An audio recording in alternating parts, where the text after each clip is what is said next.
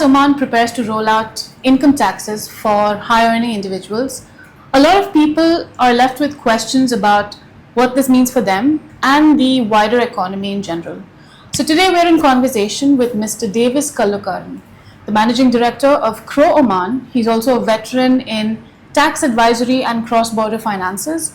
He's here to shed light on what lies ahead and how we can best prepare for this. Mr. Davis, thank you so much for speaking with the Arabian Stories. Thank you. Let me begin with the first question. Now, this tax system is set to apply for high-earning individuals, but we are in a region where zero interest tax is, generally the norm, and that's what makes this region really attractive for expats as well. What's your take on the government's phased out approach to this, and how do you think people and businesses should prepare for something like this?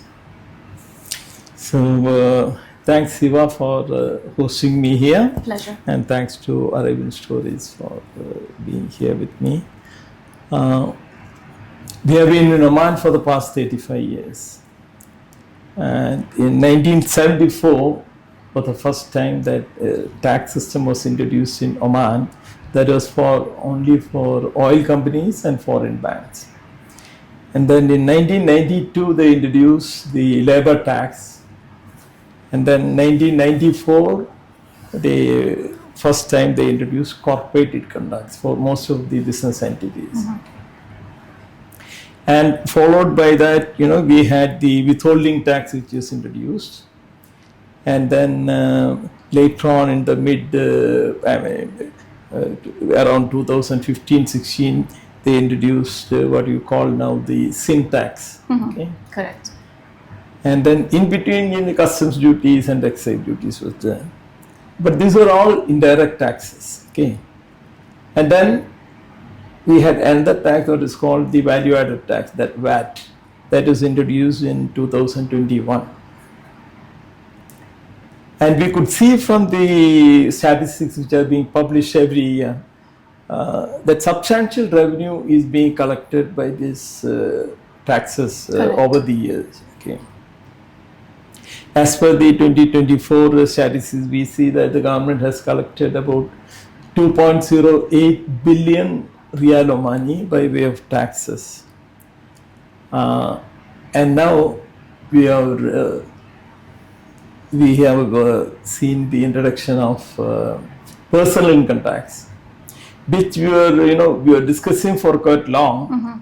But this is going to be an important milestone in the historic transformation of the Oman economy. Okay. The Vision 2040 aims at empowering the private sector or building the competitiveness of the private sector. Mm-hmm. And then it also aims at reducing the dependency on the oil revenue. And then we are also seeing or giving much emphasis on the diversification of the Oman economy. Correct. The introduction of personal income tax has to be seen from this context. Mm-hmm. Okay. The government is, very concerned about the Omani citizens, and of course, it includes the Omani citizens as well as the expatriate population of Oman, and they don't want to be, taxing the general public as such. And this is going to affect the introduction of personal taxation is going to affect only 1% of the total, less than 1% of the total population of Oman, and that too people who are drawing more than 3,500 riyals, or yani they are Riyal Omani 42,000 riyals per annum. Correct. Okay. And yet again the government has given much other consideration, like you can deduct your educational expenses, not only your children, your immediate first degree relatives, your brothers, your siblings, all those can be deducted. Uh-huh. And then you can also deduct your medical expenses, okay, your family and immediate family. Then if you are paying any interest on any loan taken for housing purposes, that also can be deducted. then any rental income on any inherited properties, that also is not taken into consideration for income. Any gifts you have received is not considered for this. Okay. And you can deduct whatever charity or endowments or zakat, whichever you have given, that also can be deducted. These are the direct things which can be excluded from your Taxation. Expenses. You Okay. know? So it's a considerable deduction by way of these deductions. So it's only, and it is going to affect only, as I said, 1% of the population. But the introduction of tax actually gives a system, in place, which can be increased or decreased depending upon the economic setback or progress of the economy. Okay. So this is one way of having a revenue stream, alternate setup, which can be enforced later on also. This tax in Oman is going to be introduced only from 2028 onwards.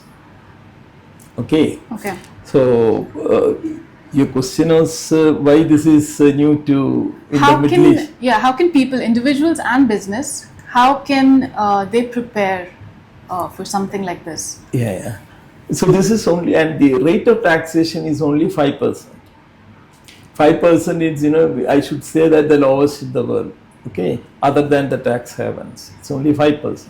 The government is also committed. They're saying that the contribution from this tax collection, that will be used for the upliftment of the lower income group, and then spent towards the social issues and whatever had to be addressed for the common people. So this is what the amount is going to be utilized. Okay. Regarding the business people and the expat population, as you asked, I don't think they need not be that much concerned, because the infrastructure, the growth of infrastructure, the facilities which Oman is giving over the years is tremendous. You know that Oman is having the world's 10th best road infrastructure in the world. The 10th road infrastructure is, Oman is having that. Likewise, they create the best facilities, everything is fine. So you may have to contribute, absolutely, in a little way to the economy. So I don't think that's going to affect in a big way. Correct. So you had mentioned about the revenue that this taxation generates. I think you had said something on the lines of 2.08 billion. Now, some may argue that this aids in the long-term sustainability that aligns with Oman's Vision 2040 as well. But expats and business owners, of course, they're going to raise a red flag. How do you think in your view, how do you think the government can be competitive while still adopting this global style taxation system? See, the world over, you would see that the tax regimes are getting highly regulated with new norms. Although I said that we had the introduction of income tax, later on we see that there is it is not the system in Oman is not a foolproof system actually. Okay, there are so many loopholes because if you see that the many when we do the tax practice, we know that there are so many the money which is introduced into the business. I mean, so far there is no control over it, or nobody is asking for the resources or where, But having more and more tax systems, we are having a very close, very tightly controlled tax regime. Okay? If you take worldwide, we are moving into transfer pricing mechanism. That is, if somebody is doing business here, they transfer some goods to their own entities in in other foreign countries and make the better profit in those countries. So they're reporting a small element of profit in Oman. Right. Okay, that is an alarming situation. Okay, so we have called the transfer pricing mechanism, where you have every transaction has to be on arm's length. Okay. So this is one mechanism which the taxation department is following, and then now there is something called the BEPS rule. Okay. Okay, what we call the basic the erosion, the business erosion and profit shifting. Okay, and the profits are not booked in Oman but in various other geographical areas. Okay. So that also we have to take care of. Okay, so income doesn't escape the taxation in Oman. Understood. Okay. And then we have now top-up tax, what you call the top-up tax. That is, any international multinational organization having a revenue of 750 million euros, and if they are operating from Oman by way of any branch or any constituent, then they are supposed to pay a minimum tax here. Okay, makes sense. Of course. Yeah. So such system, we call it the OECD globes. Okay. So such systems are being developed across the world, and Oman is not an exception. So we are also looking at people who are not who are shifting the income from here, not paying taxes. Absolutely. Yeah. Absolutely. Now, Mr. Davis, you have advised on non-resident taxation and cross-border finances. What are some of the compliance blind spots that you think people will face, when this law rolls out? Yeah, the Oman taxation is based on the residency. Okay. The people in Oman who are resident here for 183 days or more will be subjected to Omani taxation at the rate of 5%. Not only on their Omani income, but also on their income outside Oman. Okay. Okay. So this 183 threshold is very critical. So people have to plan well ahead. Correct. So that they are not if they are in Oman for more than 183 days, they will be subjected to tax. Okay. In other cases, if they are in Oman, they will be subjected to tax, but only on the Omani income. Okay. Okay. And the government also has been very considerate. They have given initially 2 years exemption for the global income. Okay. So if the tax is introduced in 2028, the global income will be, they will start charging on the global income from 2030 onwards. Okay. So before this date, people have to plan their income such a way they are not unnecessarily taxed. But we need not be that much worried, in the sense, Oman has about 40 double taxation treaty avoidance agreements signed across with the 40 countries. The only major economy which is not there is US. Other than the US, all major economies are covered under the 40 treaties. Okay. So mostly this income which they are worried about, the income on financial assets like dividends or interest or such things, it can be minimized because double taxation is not the aim of the government. Correct. Okay. I think that's always a tax relief on that. Correct. That's something that I think most expats, especially Indians and other expats, would be worried about, this double taxation. Right, yeah. But Oman does have treaties. Double taxation treaty agreements with the India, China, UK, you name it. Most of the countries, 40 countries, we have double taxation treaty agreements. So by double taxation treaty agreement, if for instance, if in India, you are supposed to file the tax returns in India for the income generated in India. Yes. There is also not at the moment taxing on your foreign income. Okay, if you are not a ordinary resident there. But in such situation, the whatever tax you pay there will be given credit here also. Okay, so you are not unduly charged the tax. Correct. Is there any digital or audit infrastructure that we need to adopt to accommodate this shift?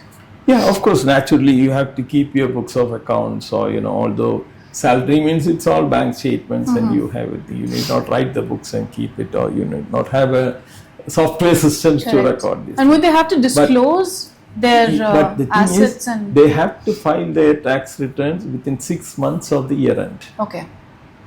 That's a must. And if they don't file, there are provisions to penalize them from 1,000 riyals to 5,000 riyals for not filing the tax returns or non-disclosure. Okay.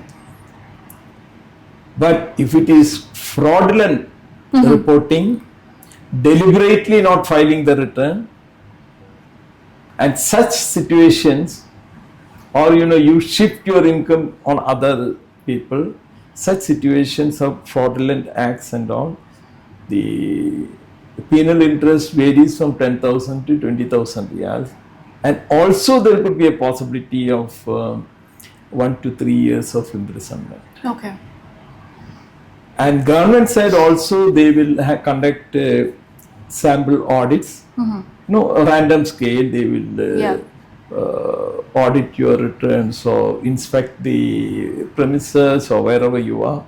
So such situations that they have a mechanism by which they will be doing this. Okay. Now lastly, Mr. Davis, if you have one tip or if you have any advice to give to the people who are watching, what would that be when it comes to this income tax? Income tax is something which is here to stay. Okay.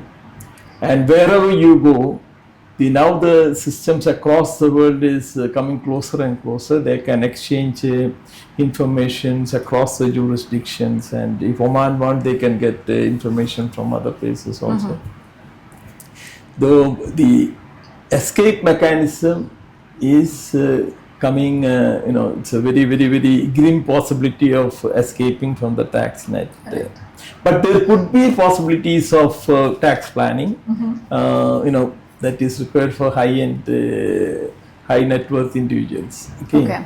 But ordinary people like us, it may not be required, but people who, there are so many mechanisms by which tax planning, they avoid paying taxes here, they shift their reporting base to another country where it might be zero base, and so many things are going on. They may not stay in Oman for 183 days. By that time they may go to another country. Such things are possible. So that's still a grey area. That is always happening. Okay. But anyhow, the system tries to bridge the loopholes. Yeah, that's it. All right. Mr. Davis, thank you so much for speaking with us and enlightening us about the whole personal tax that everyone's on edge about. Thank you so much. Thank you. All right.